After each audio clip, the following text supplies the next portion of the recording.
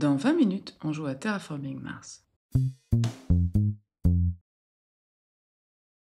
Dans Terraforming Mars, chaque joueur va piocher et jouer des cartes, poser des tuiles sur le plateau, augmenter son score et tenter de valider des objectifs et des récompenses.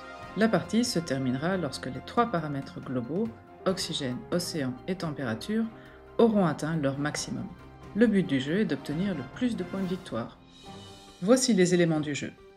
Un grand plateau, des cubes de couleurs, des cubes ressources, 3 marqueurs neutres, des plateaux individuels, des tuiles, un marqueur premier joueur, des aides de jeu et plein de cartes. Et c'est parti pour la mise en place. On va la faire pour 3 joueurs. On place le plateau au centre, puis on empile les 9 tuiles océan sur leur emplacement.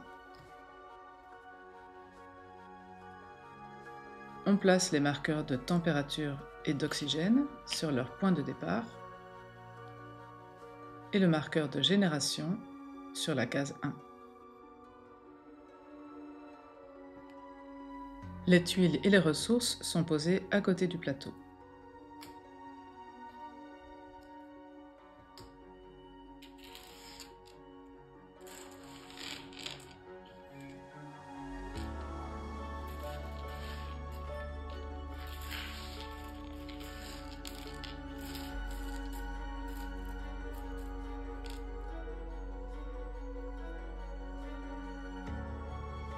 Pour jouer au jeu de base, on exclut toutes les cartes de la variante Ère des corporations.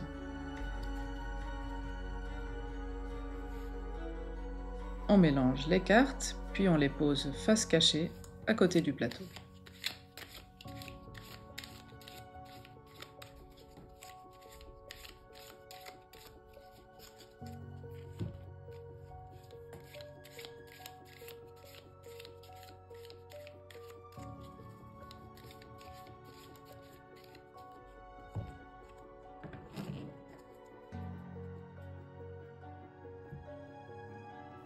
On désigne le premier joueur qui prend alors le marqueur qui l'indique. Chaque joueur choisit une couleur, prend les cubes correspondants et un plateau individuel.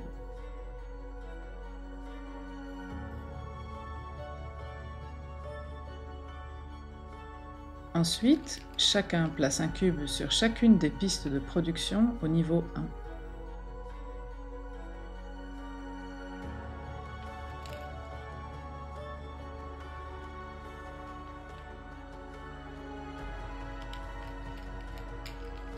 Enfin, tout le monde place un cube au niveau 20 de la piste de terraformation. On mélange les 10 cartes corporations en excluant les jeunes corporations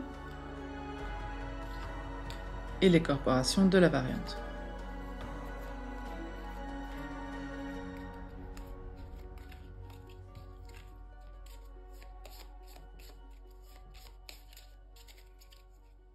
Ensuite, on en distribue 2 à chacun.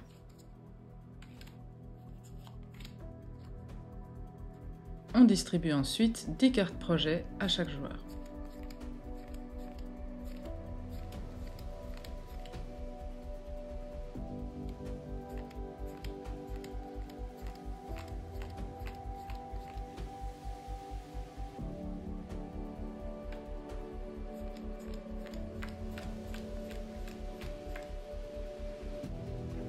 Chaque joueur choisit quelle corporation il veut garder et quelle carte projet il décide d'acheter pour former sa main de départ. Les cartes corporation défaussées sont écartées du jeu face cachée et les cartes projet non choisies sont placées face cachée dans la défausse, à côté de la pioche. En suivant l'ordre du tour, chacun révèle sa corporation, reçoit les bonus de sa carte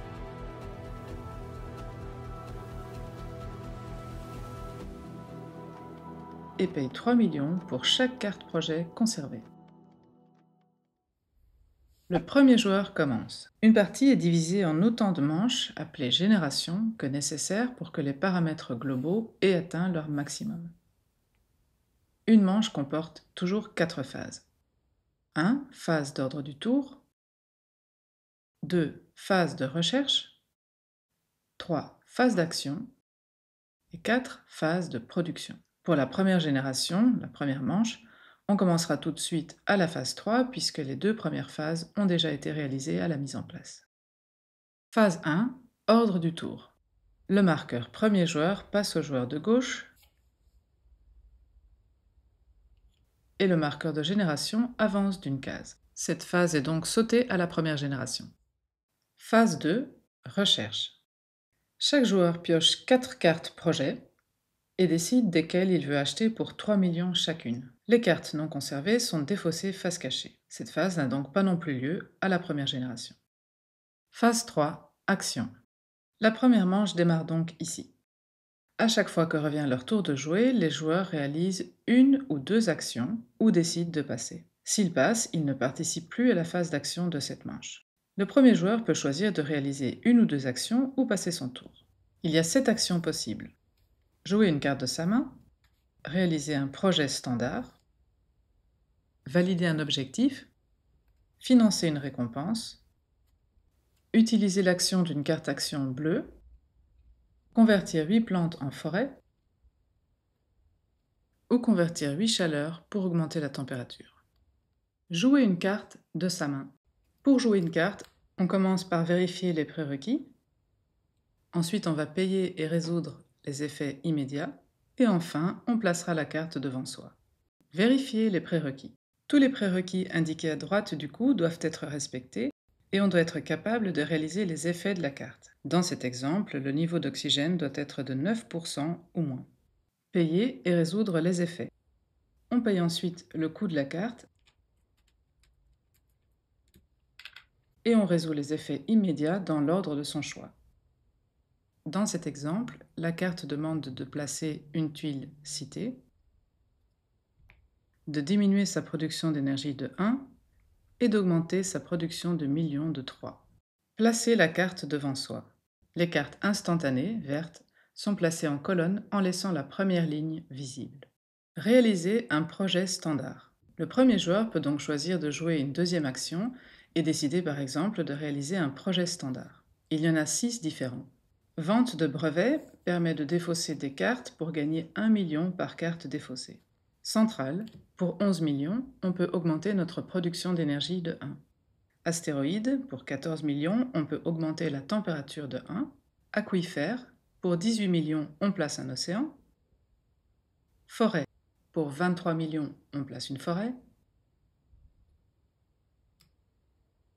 Et cité, pour 25 millions, on place une cité et on augmente sa production de millions de 1.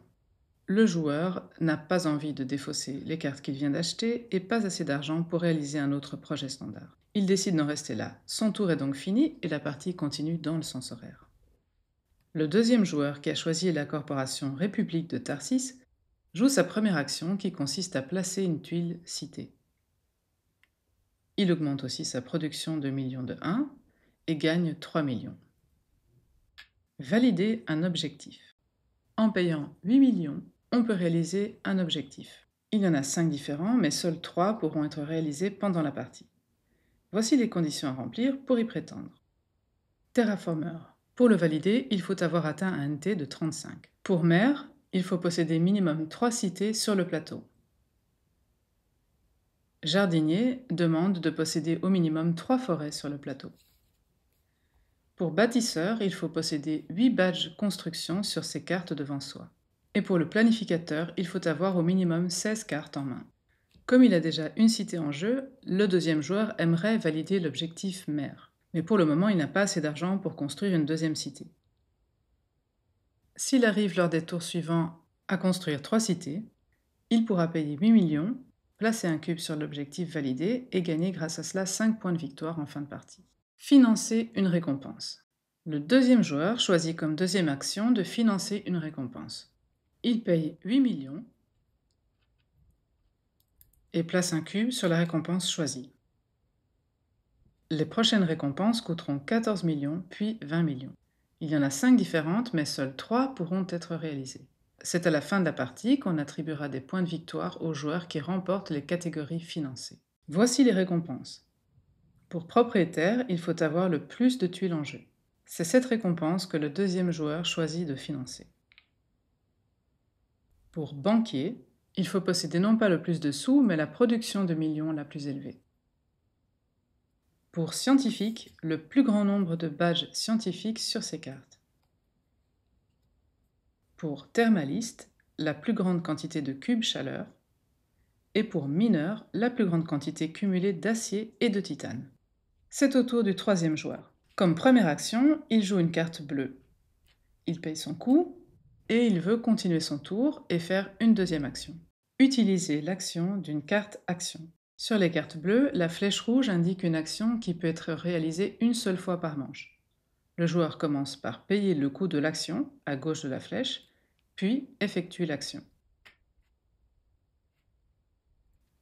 Il place ensuite un cube de couleur sur la carte pour se souvenir qu'elle a déjà été utilisée lors de cette manche. Et attention, n'oublions jamais que dès qu'on fait avancer un paramètre global, on augmente son NT de 1. Le tour revient au premier joueur. Comme à chaque fois, on peut choisir une ou deux actions ou passer son tour. Le premier joueur décide de continuer. Alors pour les besoins de la vidéo, on va lui permettre de réaliser une action qu'on n'est en général pas capable de faire si tôt dans la partie. On va traficoter un peu son plateau personnel. Convertir des plantes en forêt. Dès qu'un joueur a 8 plantes, il peut les défausser pour placer une forêt. Il faut la placer adjacente à l'une de ces tuiles déjà en jeu. Il pose un cube sur la forêt, augmente l'oxygène de 1 et son NT de 1. Le joueur décide de ne pas jouer de deuxième action. C'est au tour du deuxième joueur qui décide de passer son tour. Il ne jouera donc plus cette manche-ci. Le troisième joueur veut jouer la dernière action possible. On a également trafiqué son petit plateau pour les besoins de la vidéo. Convertir la chaleur en température. On peut défausser 8 chaleurs pour augmenter la température de 1. Et donc aussi son niveau de terraformation de 1. Le troisième joueur met fin à son tour. Le premier joueur décide de passer son tour, le deuxième avait déjà passé et le troisième décide lui aussi de passer. Quand tous les joueurs ont passé leur tour, on passe à la phase 4. Phase 4, production. Cette phase se joue en simultané. On commence par convertir l'énergie en chaleur. Chacun reçoit des sous, c'est la somme de son niveau de terraformation et de sa production de millions, qui peut être négative. Chacun reçoit ensuite toutes les ressources qu'il produit. Enfin, on retire les cubes des cartes bleues et la première manche est terminée. On avance le marqueur de génération. C'est reparti pour la phase 1. Quelques précisions et rappels. Les paramètres globaux. Chaque fois qu'on augmente un paramètre global, oxygène, température, océan, on augmente son NT de 1. Les cases 8 de l'oxygène, moins 24, moins 20 et 0 de la température offrent immédiatement le bonus indiqué au joueur qui avance le marqueur à ce niveau. Les tuiles. Si la zone où on place une tuile comporte un bonus, on le reçoit immédiatement. Les tuiles océan peuvent être placées uniquement sur les zones bleues. Chaque fois qu'on pose une tuile, peu importe le type, à côté d'un océan, on reçoit 2 millions. Comme on l'a dit, une forêt doit être si possible placée adjacente à l'une de nos tuiles déjà en jeu. On place un cube sur sa forêt pour indiquer qu'elle nous appartient, on augmente l'oxygène de 1 et son NT de 1. 3 zones sont réservées pour des tuiles spécifiques. Aucune autre tuile ne peut y être placée. Les cités ne peuvent pas être placées à côté d'une autre cité. Il y a une exception, c'est Noctisville, qui doit toujours être placée sur sa zone réservée. On placera donc la tuile même s'il y a déjà des cités autour. On place un cube sur la cité qu'on vient de construire. Une fois construite, les règles habituelles s'appliquent. On ne peut donc plus placer d'autres cités à côté de Noctisville. La carte capitale permet de placer l'unique tuile capitale, qui est considérée comme une cité normale pour les points de victoire. Certaines cartes permettent de placer des tuiles spéciales. Lorsqu'on les pose, on y place un cube, comme sur une cité normale. Les cubes ressources fonctionnent à la fois pour les ressources et l'argent. Le bronze vaut 1, l'argent 5 et l'or 10. On utilise les cubes de sa couleur pour indiquer nos niveaux de production et les cubes brillants pour indiquer les ressources. Les pistes de production ne sont pas limitées à 10. Pour indiquer un niveau de 15 par exemple, on place un cube de couleur sur 10 et un cube sur 5. Si on a de l'acier, on peut l'utiliser pour payer le coût des cartes qui possèdent le badge construction. L'acier vaut 2 millions par cube. On peut combiner des millions et de l'acier, mais on ne fait pas la monnaie avec l'acier.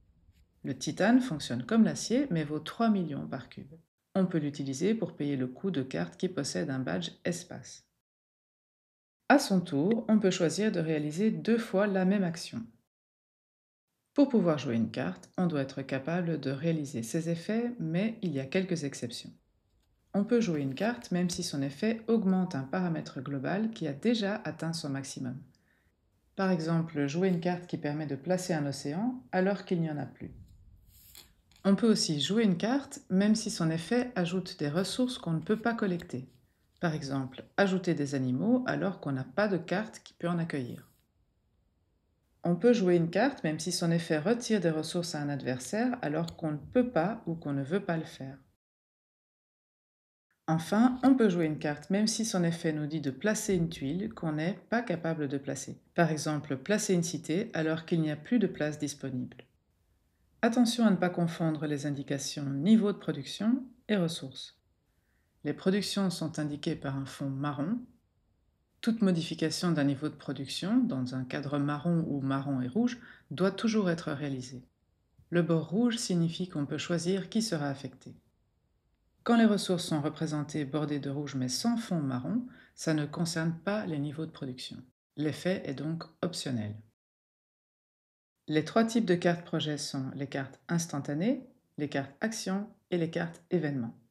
Les cartes actions ont soit des effets permanents ou des actions qui peuvent être réalisées une fois par génération. On les place en colonne en laissant le cadre du haut visible. Les effets permanents, sans flèche rouge, peuvent être utilisés sans restriction. Attention aux cartes événements. Leur badge ne s'applique qu'au moment où elles sont jouées. Les cartes événements, après avoir été jouées, sont placées empilées face cachée. Un même objectif ne peut être validé que par un seul joueur. Chaque récompense ne peut être financée qu'une seule fois. Lors du décompte final, chaque récompense financée rapporte 5 points de victoire au joueur qui remporte la catégorie correspondante, même si ce joueur n'a pas lui-même financé cette récompense. La deuxième place rapporte 2 points de victoire. En cas d'égalité, plusieurs joueurs peuvent remporter les premiers et deuxièmes bonus. Mais si plusieurs joueurs reçoivent le premier bonus, 5 points de victoire, le bonus de 2 points de victoire n'est pas attribué. N'oubliez pas de vous servir des aides de jeu bien utiles pour se rappeler de toutes ces étapes. Lorsque les 3 paramètres globaux, océan, oxygène et température, ont atteint leur but, la partie se termine à la fin de la génération en cours. Après la phase 4 de production, les joueurs peuvent une dernière fois convertir leurs plantes en forêt en suivant l'ordre du tour. On fait alors le décompte final. Niveau de terraformation. Notre cube personnel indique notre score actuel. À cela, on ajoute les récompenses, 5 points de victoire pour chaque joueur qui remporte une catégorie financée.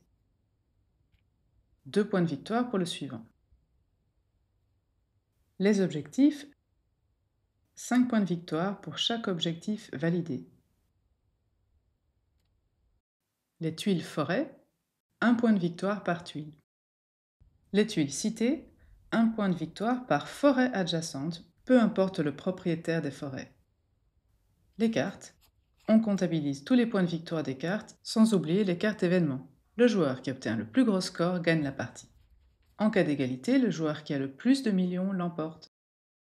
Les variantes. Variante 1, initiation. Dans une partie d'initiation, les joueurs débutants prennent une jeune corporation et reçoivent 10 cartes projet gratuitement.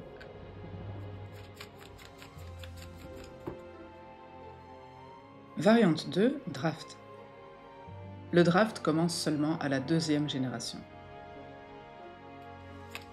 Chaque joueur reçoit 4 cartes, en choisit une et passe les 3 restantes au joueur suivant. On continue ainsi jusqu'à ce que toutes les cartes soient distribuées. Chacun a donc maintenant 4 cartes qu'il peut décider ou non d'acheter. Pour les générations paires, on passe les cartes à gauche, pour les générations impaires, on les passe à droite. Variante 3, ère des corporations. Pour jouer à cette variante, il suffit d'ajouter à la mise en place toutes les cartes avec l'icône triangle y compris les 2 corporations qui possèdent cette icône. Les joueurs commencent avec une production de 0 sur chaque piste. Variante 4, solo pour aire des corporations. Toutes les règles habituelles s'appliquent, hormis ces quelques ajustements. Avant de choisir ces cartes, on va placer 2 cités et 2 forêts neutres. On révèle la première carte de la pioche et on utilise son coup pour déterminer la position de la première cité. En partant du coin supérieur gauche, on compte autant de zones valides que le coup révélé.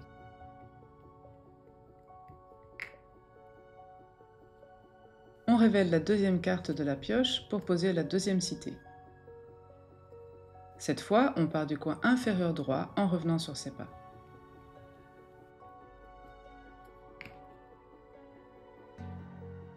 On révèle la troisième carte de la pioche pour poser une forêt autour de la première cité.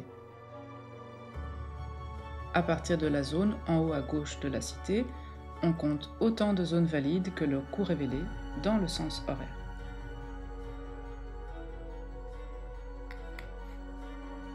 On révèle enfin la quatrième carte de la pioche et on refait la même manipulation pour placer une forêt autour de la deuxième cité. Si on joue avec la corporation République de Tarsis, on reçoit le bonus des 2 cités. On commence avec un niveau de terraformation de 14 et les productions à 0.